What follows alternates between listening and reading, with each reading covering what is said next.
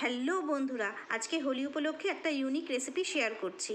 নমস্কার বন্ধুরা, বড়দি special kitchen থেকে আমি চন্দ্রিমা আজকে তোমাদেরকে রিক্রিয়েট করে দেখাচ্ছি রেসিপি সহ শাহি টুকরা। চলুন আজকে বড়দি স্পেশাল কিচেনে হোলি উপলক্ষে দুই সংস্কৃতিকে মিলিয়ে মিশিয়ে একাকার করে দিই। শাহি টুকরা এই রেসিপিটি প্রথম ভারতবর্ষে প্রবেশ করে 16শো শতাব্দীতে মুঘলদের হাত ধরে। তাদেরই মাধ্যমে ভারতীয়দের রান্নাঘরে ঢুকে পড়ে এই রেসিপিটি। দুধটাকে জাল দিতে দিতে ঘন করার পরে আমি এর সাথে একটু স্যাফরন মেশাচ্ছি। আমি পাউরুটির কতগুলো লোভস নিয়েছি, সেগুলির চারিদিক আমি ভালো করে কেটে নিচ্ছি।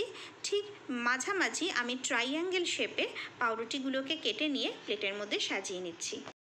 এরপর আমি ডেকোরেশনের জন্য কাজুগুলিকে আগেই কেটে নিচ্ছি, আর পাশাপাশি কিশমিশগুলোকেও ছোটো ছোটো করে কেটে নিচ্ছি।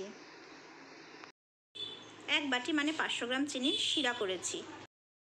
চলুন বন্ধুরা, আবার ইনগ্রেডিয়েন্টসগুলো মনে করিয়ে দিই। আমি 2 প্যাকেট দুধের ক্ষীর করে নিয়েছি, 1 প্যাকেট ব্রাউন ব্রেড আর 500 গ্রাম চিনি থেকে তৈরি করা রস, আর একটু ডেকোরেশনের জন্য আমন্ড, কাজু, কিশমিশ। সকলকে ওয়েলকাম আমার রান্নাঘরে। আমি ট্রায়াঙ্গেল শেপে কাটা পাউরুটিগুলোকে কড়াইতে গরম তেলের মধ্যে এবার ধীরে ধীরে ছেড়ে দিচ্ছি। কড়াইতে বেশ অনেকখানি তেল নিয়ে সে তেলটাকে ভালো করে গরম করেছি। তারপরে পাউরুটিগুলিকে লো ফ্লেমে আমি ছেড়ে দিয়েছি। যখন পাউরুটিগুলো লালচে হবে নামিয়ে নেব। একটু ভাজা করাটা তোমাদেরকে দেখাচ্ছি। আর পাশে আমি শিরার বাটি রেডি রেখেছি, পাউরুটিগুলো নামলেই শিরার মধ্যে ফেলে দেব।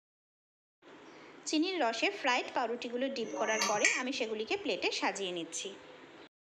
এবার ডেকোরেশনের পালা। আমি যে 2 প্যাকেট দুধের ক্ষীর করেছিলাম, সেই ক্ষীরগুলিকে আস্তে আস্তে পাউরুটির ওপরের পিঠে আমি খুব সুন্দর করে কোট করে দিচ্ছি।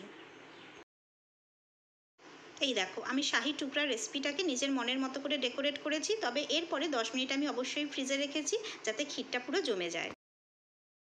শাহি টুকরাকেই আমি আরেকটু সুন্দর করে শাহির আকারে সাজিয়ে আমন্ড অ্যাড করে একটু ভিন্ন স্টাইল দিয়েছি। আমার শাহি টুকরা সুইট অ্যান্ড ডেজার্ট এই 2 রূপেই রেডি। তোমরা প্রত্যেকে জানিও কমেন্টে যে তোমরা কেমন করে সাজালে। যদি আমারটা ভালো লাগে, লাইক, শেয়ার আর সাবস্ক্রাইব করো। সকলে ভীষণ ভালো করে হোলি এনজয় করো। সবাই খুব সুস্থ থেকো। আবার দেখা হবে পরের ভিডিওতে।